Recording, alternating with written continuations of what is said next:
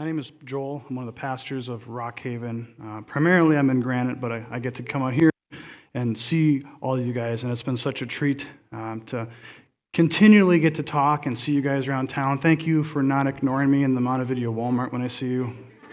It's an encouragement to me. We are continuing the One Another series this morning. Jason asked me to talk about do not grumble against one another. So we are in the book of James chapter 5. And as you are turning to James, won't you please pray with me one more time? Lord, it is such a gift and a joy to open your word. And so, Lord, I ask that you would speak and that I would not add or subtract or get in the way of what you have to say to us this morning, but that you would be glorified, that you would give us peace as we dive into your word this morning. Amen. So, do not grumble. There are so many things I want to say about do not grumble. First off, I think this is the perfect passage for a guest preacher to do, because if I absolutely fail, you can't grumble about it. I woke up and my back was stiff, and I can't grumble because Jason's hurting worse than me. Things like all these things that are different on the do not grumble. But it's really kind of an interesting thing, because it's not just do not grumble, it's do not grumble to one another. Now that's kind of different. What does it mean? Because I really think we have a twofold thing going on here. We have a do not grumble. We need to talk about what that means. We also have to one another. There's a whole other piece to that. And as I was thinking about it these last couple of weeks, so what does that mean? There really is a separate piece to this, because as a good Minnesotan, I know how to grumble appropriately. I do. And I think you guys all laugh because you guys know. We know how it is to grumble, because I asked a whole bunch of people throughout the week, what does it mean to grumble? What does that mean to you? And they kind of stop and they think, and every single answer was almost the same. It was to basically kind of complain, and every single answer said, under your breath. Every single answer said to complain under your breath.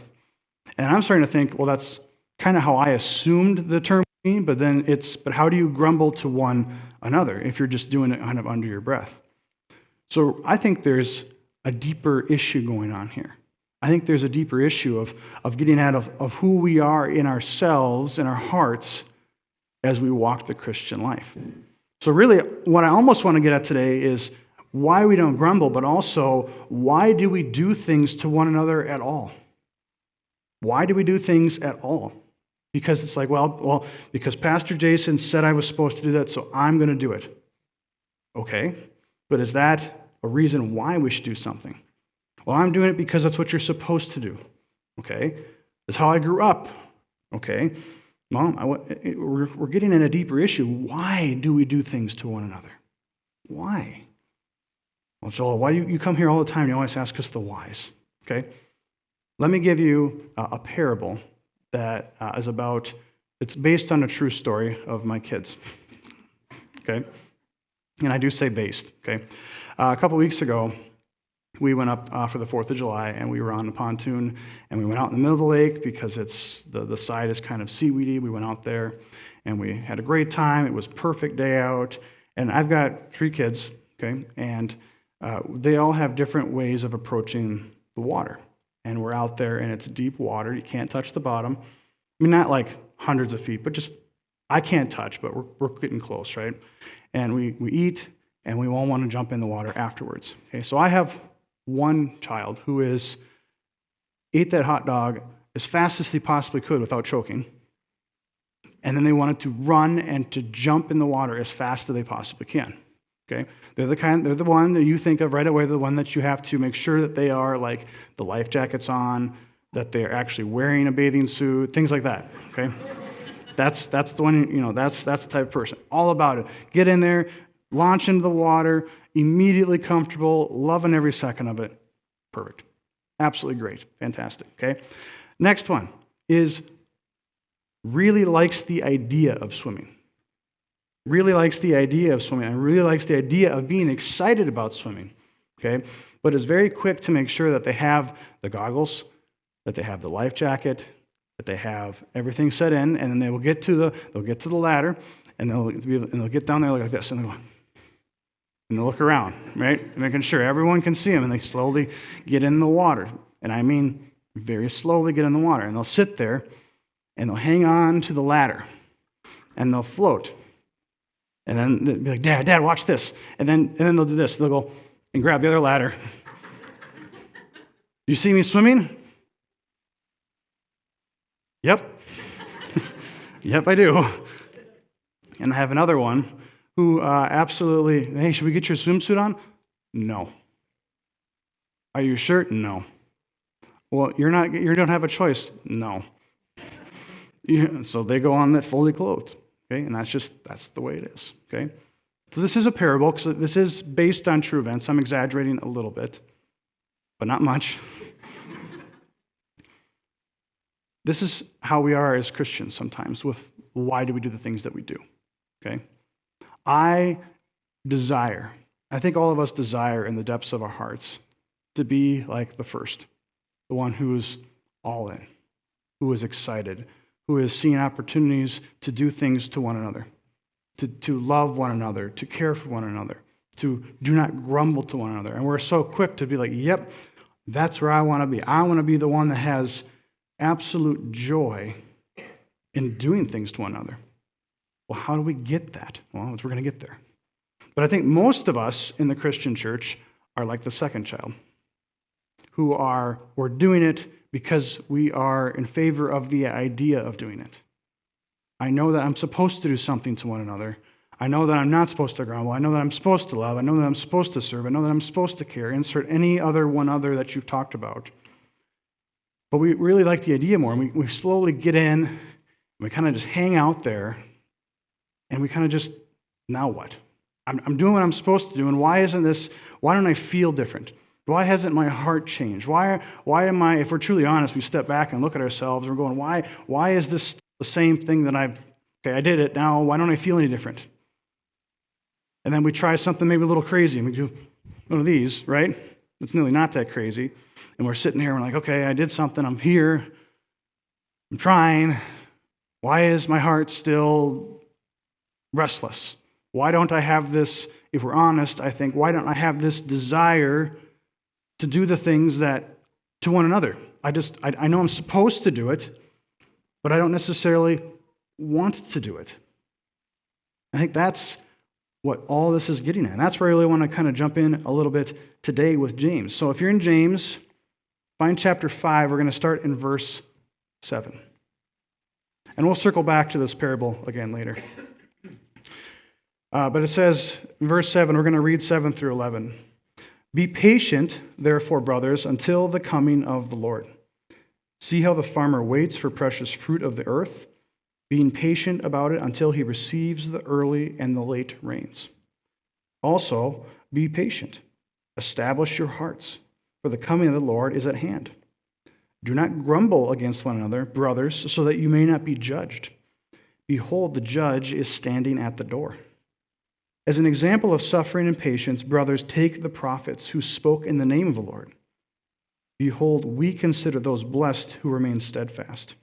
You have heard of the steadfastness of Job, and you have seen the purpose of the Lord, how the Lord is compassionate and merciful. Do not grumble. Okay? So what is grumbling actually? What is actually grumbling about?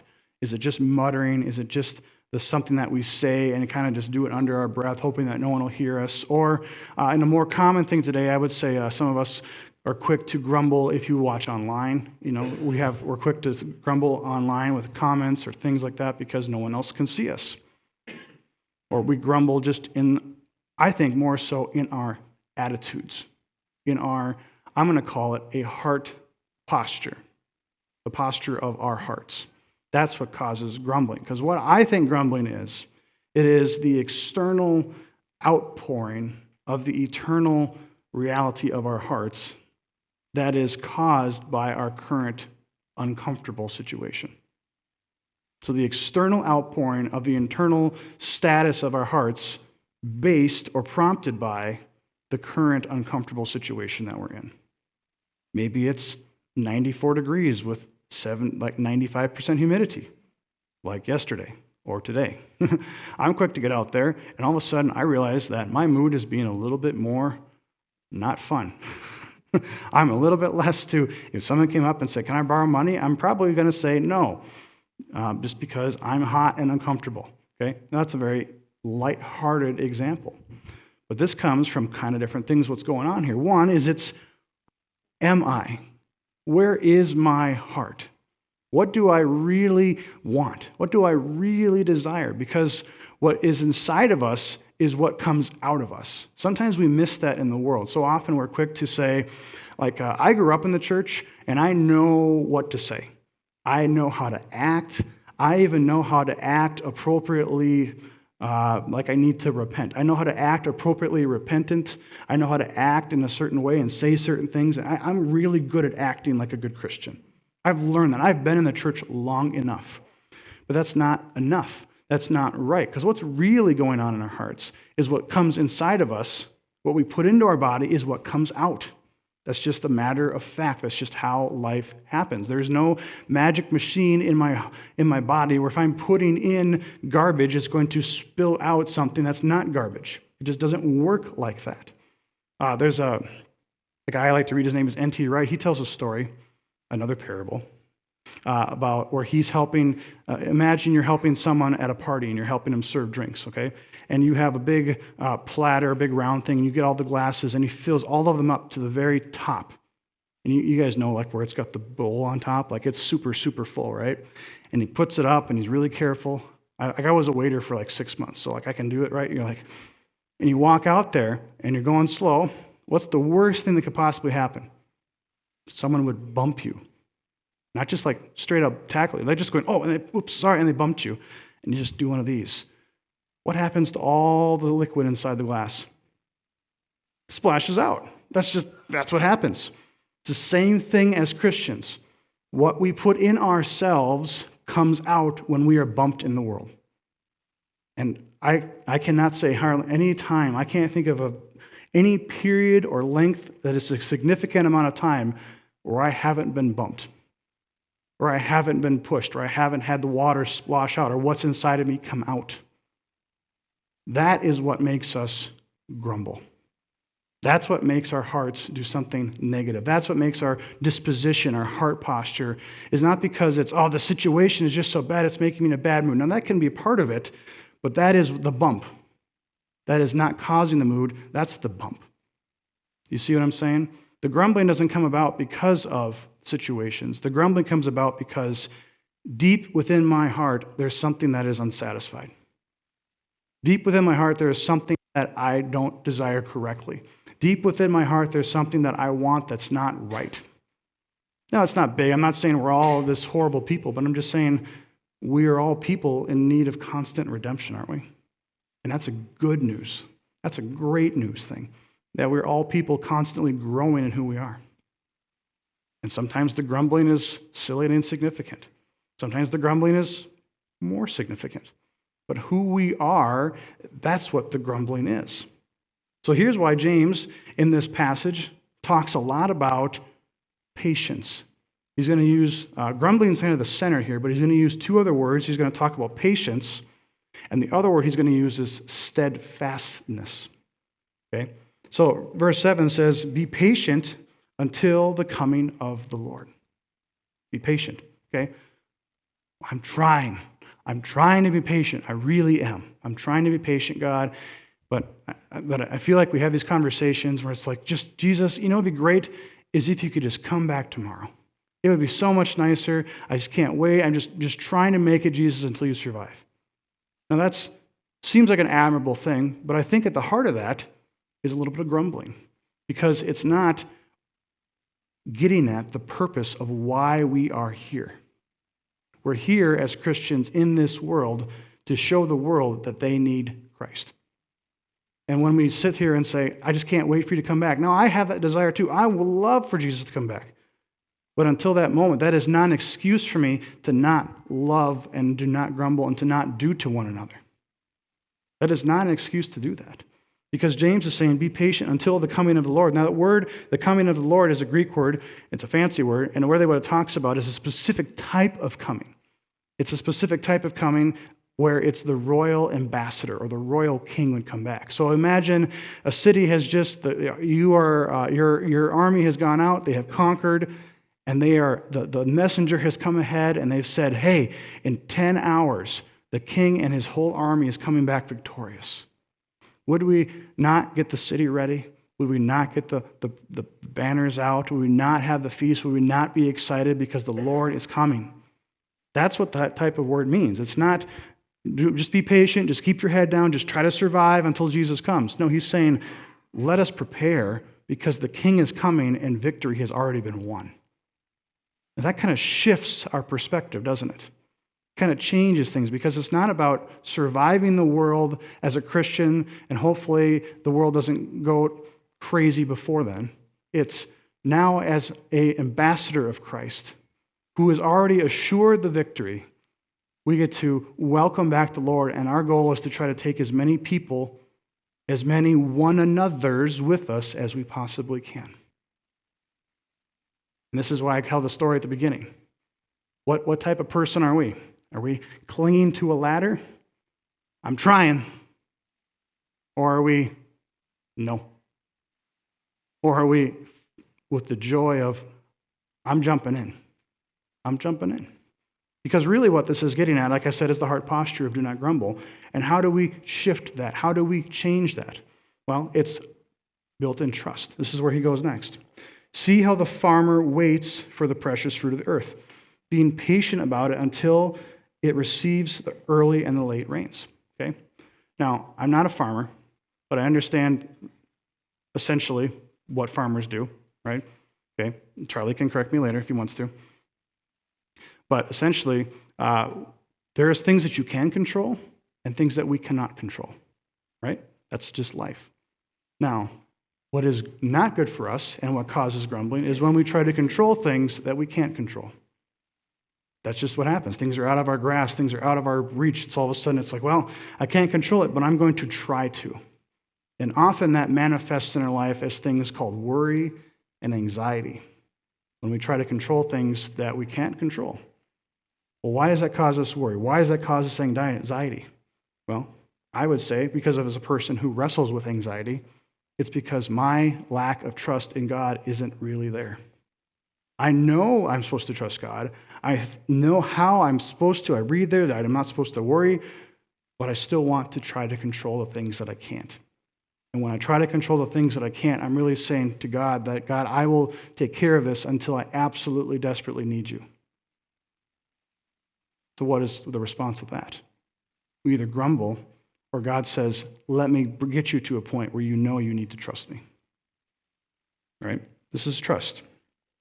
So he goes on again, verse 8, you also be patient. Here is that word again. And I love this phrase. Okay, some translations might be a little different, but the ESV gets really close to the Greek in this one, where it says, establish your hearts. It literally means to stand firm in your heart, in what you are, and what you believe. Not by what I think I ought to believe, or not what I think I ought to do, or not what I'm trying to do, but who I am and who God is to me. That's what it says, to establish your hearts, to literally take up camp, to take up residence in the very sanctuary, the place where God is the most real, where God is who he says he is, and I'm just joyfully one of his kids, his servants, his workers, his doers. To take up actual residence, to establish your hearts there. Not letting our hearts be swayed, not letting our hearts be pushed. Because grumbling, I think, is sometimes we kind of blow this off as just, well, it's just something that we do as Minnesotans. We just grumble about the weather, and you go down and you have coffee, and you grumble about crops, you grumble about schools, you grumble about politics, you grumble about whatever you want to do. And we kind of just blow that off as saying, well, that's just one of those little trivial things that we do. I realize I probably shouldn't do it, but it's not that big a deal. It's a big a deal when you start to break it down and you realize that it comes out of my heart that doesn't actually trust God and what I say I should trust him in. Then it starts to go, oh, okay, it's a little bigger deal than I thought it was. Now, This is why it's important that we do not grumble. And here's where he goes, do not grumble against one another. Here's the second part of this. We've talked about why we don't grumble. We're all going to go home and feel bad that we should grumble a little bit, and we're going to try a little bit less, right? Okay. Ideally, I want us to go home and to shift our hearts and to say, how can the outflow of my internal reality by my situations be affected more so to be more like Christ? Well, the simple answer is to put more of Christ in us throughout the week. It's just the simple answer of Christ. We cannot serve two masters. So the more we put of Christ, the more we put of the Word, the more we put of that into us, the less room there is left for the things of the world. And when we are bumped, what comes out of us are the things of Christ.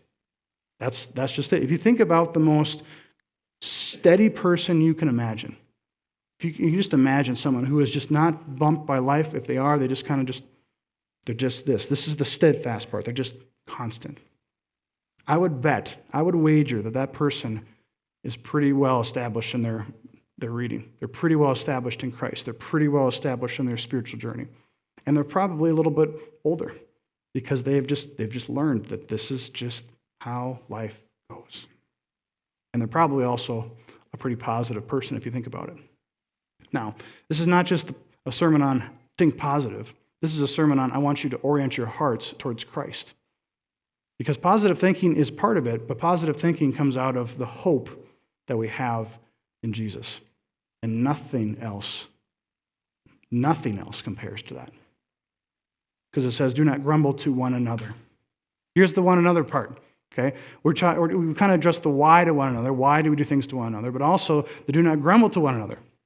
Because really this is how do we affect the body around us? How do we affect the world around us? People are not dumb. People have a good idea of what people are about. People have a good idea of what people are. For example, who here really enjoys talking to people who are fake? Right, exactly. No one does. No one does. And people can smell that. People can figure that out. And really, this is what is coming out of us. Because sometimes the one another's we take as an intentional do unto others, and I'm going to make it as a check mark. I'm going to make it as a list. But the do not grumble to one another is almost more of a subconscious, do not let your heart spill over wrongful things onto people around you.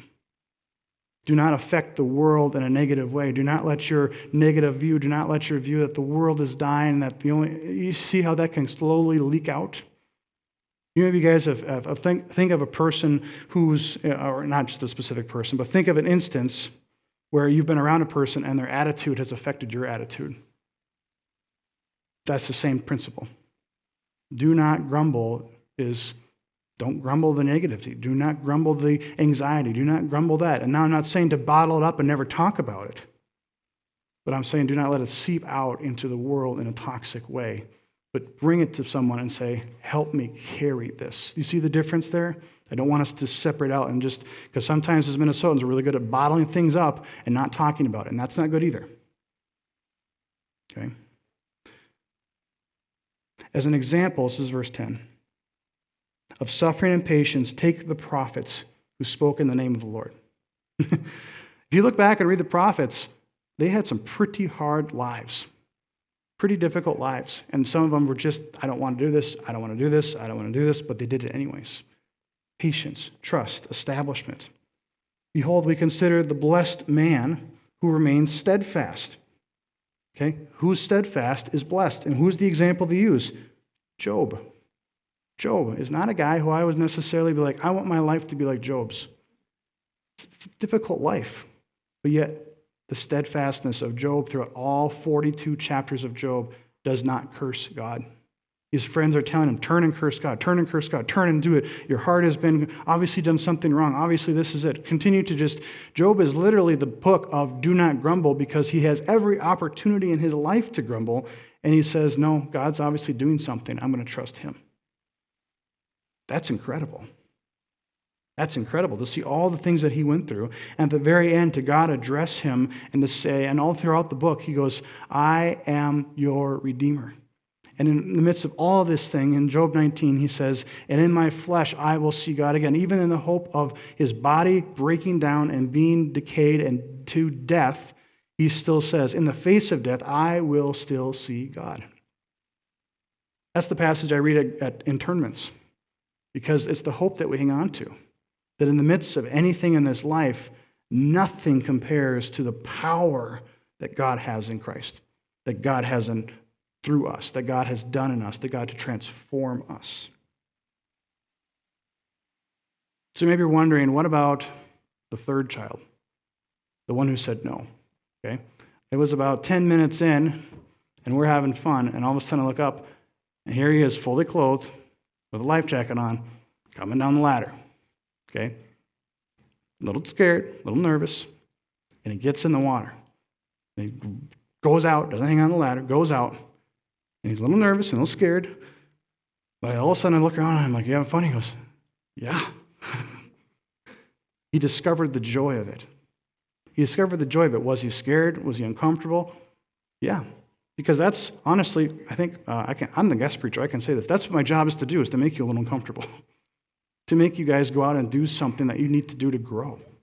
That you need to do. And because of all of this, when you get out there, you might find that the joy that you experience is not something based on your situation.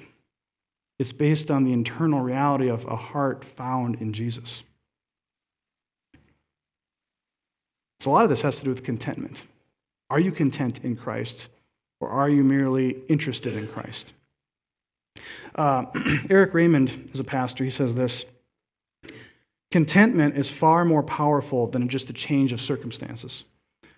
Instead of being sourced on the outside and subject to the changing circumstances, biblical contentment comes from within and endures through the spectrum of any situation and circumstance. It's incredible. In fact, there are studies that are coming out now that show that the pathway, the neuron pathways in our brains, the pathway of anxiety shares the same pathway as thankfulness. So it's literally, science is proving to the fact right now, what the Bible has been teaching, that when we are thankful, we cannot be anxious. Think about that. That's really interesting, that God has wired our brains to be like that. That we are lost in Him. That out of who we are comes the joy. That out of who we are, the contentment, the thankfulness, the finding ourselves totally solidified. That I want to be like the child who jumps unhindered just into the lake because, one, I know that I am trusting Jesus with everything. That He is far more in control than I am. And that, two, the joy of what this comes about is that there is a fantastic joy of just doing things to one another. So we all grew up saying the same thing. I want you to give. It's better to give than it is to receive. You guys have all heard that, right? Okay.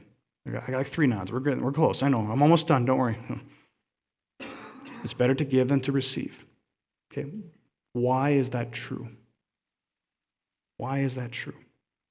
It's because the person that we're giving to is someone we love. You ever feel true joy is when you just nail that gift? You just know it. You just can't wait. Like, they're going to open this, and they're going to love this. That is absolutely joyful. And it's that same principle. If I love them, and I want to do this for them because I know that they need it. I know that they want. I know that they'll enjoy it. And out of that joy, that's what gives us the joy. Not the joy of spending money. Not the joy. It's the joy of seeing someone else find the joy. And that's the gift that we get in the one another's. That not only do we get to trust in Jesus, not only do we get pushed to deeper relationship, not only do we do this out of a hope and an identity, but we do this and we get to share the joy with other people. To say, let me take your hand and let's jump together. That's an incredible thing that we get to do as Christians. So an interesting thing to think about, do not grumble. But if you read in Joshua, there's this commandment, many of us have heard it, where it says to meditate on God's word day and night. That Hebrew word can actually mean to grumble on His word day and night. Now, obviously, James is talking about it in the negative. But think about that. What if our grumbling was less oriented towards the negative things of the world, but we were to grumble, to stir over, to have the internals of our heart continue to ruminate over and over again for the things of God's word? Would that not change and shape not just ourselves, but the one another's of the world? Thank you guys for coming. Have a great Sunday.